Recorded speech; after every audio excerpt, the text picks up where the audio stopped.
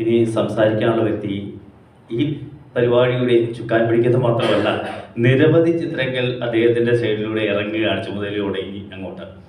അതിൻ്റെ ആദ്യപടിയായിട്ട് ആവനാഴി ഇറക്കുന്നു. ഇതിൻ്റെ outside Kerala distribution Roshika enterprises, ഇതിൻ്റെ ഓണറായ ശ്രീ പവൻകുമാർ.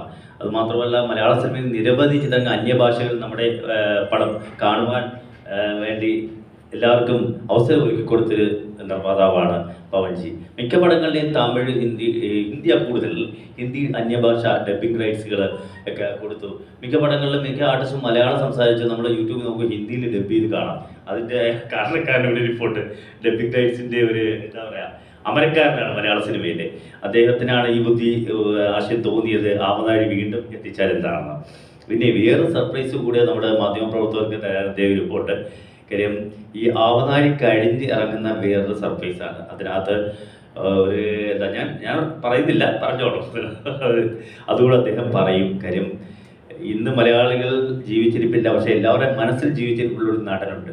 ആ നടൻ്റെ ഉദയമായ ചിത്രം വീണ്ടും എത്തിക്കുകയാണ്. അതിനെക്കുറിച്ച് കൂടുതൽ ആ സസ്പെൻസ് എന്താണെന്നുള്ള ഹാപ്പി ന്യൂസ് നിങ്ങൾക്കായി പവൻകുമാർജി ഷെയർ ചെയ്യും. രണ്ടു വാക്ക് സംസാരിക്കണം ആവനാഴിയെക്കുറിച്ചും നമ്മുടെ അടുത്ത പ്രൊജക്റ്റിനെ കുറിച്ചും.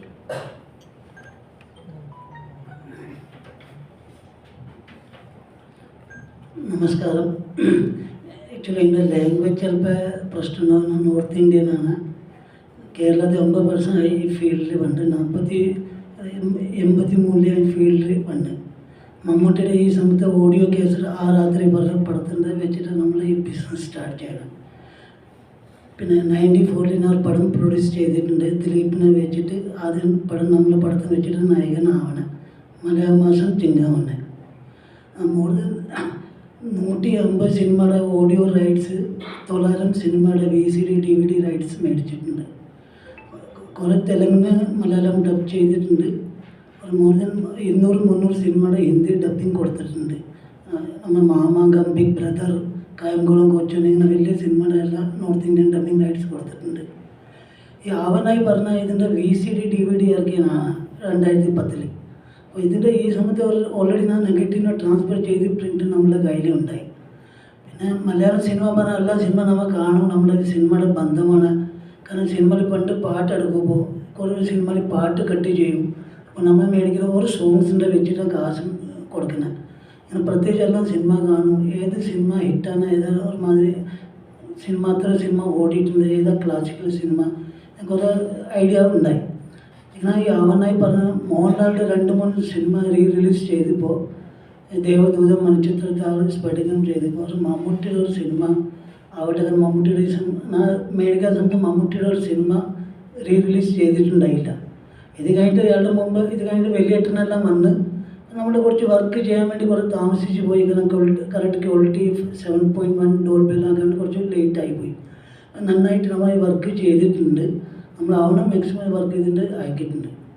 അപ്പോൾ ഇതിപ്പോൾ 17-3 റിലീസ് വെച്ചാണ്. കുറച്ച് തിയേറ്ററിൻ്റെ പ്രശ്നമുള്ള കാരണം 17 റിലീസ് ഇപ്പോൾ കൺഫേം ആക്കിയിട്ടുണ്ട്.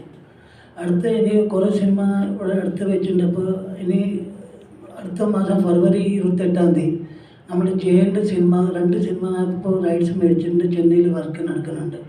മീൻ പറഞ്ഞ സിനിമ ചെയ്യേണ്ടത് സരപഞ്ചനം. ആദ്യം പറയാൻ പോകുന്ന ഫിലിം സരപഞ്ചനാണ്. ഇതിൻ്റെ വർക്ക് ഒരുമാതിരി ഫെബ്രുവരി 28 റിലീസ് ചെയ്യാൻ പോകുന്ന സിനിമയാണ്. മീനിൻ്റെ വർക്ക് നടക്കുന്നുണ്ട്. ഇന്ന് പിന്നെ 1-2 മോഹൻലാലിൻ്റെ സിനിമ കൂടി എല്ലാം സംസാരിച്ച് ആക്കിയിട്ടുണ്ട്. റിലീസറ് നമുക്ക് പുതിയ സിനിമ ചിലപ്പോൾ ചെയ്യാൻ പറ്റില്ല. ഇപ്പോൾ കോസ്റ്റ് കൂടി. നമ്മൾ ബഡ്ജറ്റിൽ നമ്മൾ ഈ ബിസിനസ് ആയി കാരണം നമ്മൾ ഇതിൻ്റെ ഒരു പുതിയ രംഗത്ത് ട്രൈ ചെയ്ത് നോക്കണതാണ്. അത്ര സക്സസ് ആവും നമുക്ക് അറിയില്ല. നമുക്ക് പിന്നെ എല്ലാം ഡബിങ് റൈറ്റ്സ് എല്ലാം ലാംഗ്വേജിലും ഉണ്ട്. കാരണം ഒരു മാക്സിമം ട്രൈ ചെയ്തിട്ട് ആദ്യം ആവനായി പറഞ്ഞ സിനിമ ഇറക്കാൻ പോകണം. അയാളുടെ മുമ്പ് തമിഴ് സിനിമ ഗജനി പറഞ്ഞ സിനിമ റീമാസ്റ്റർ ചെയ്തിട്ട് 5-6 മാസം മുമ്പ് തിയേറ്ററിലൂടെ ഇറക്കിയിട്ടുണ്ടായി. തമിഴ്നാട്ടിൽ ഈ സിനിമ അത്ര ഓടിയില്ല. ഈ കേരളത്തിൽ ഈ സിനിമ ഭയങ്കര സൂപ്പർ സക്സസ് ആണ്. ഇവിടെ നമ്മുടെ സൂര്യയുടെ ഫാൻസ് എല്ലാം ഡിമാൻഡെല്ലാം ആദ്യത്തെ ദിവസം പടം ഭയങ്കര ഫുള്ളുണ്ടായി.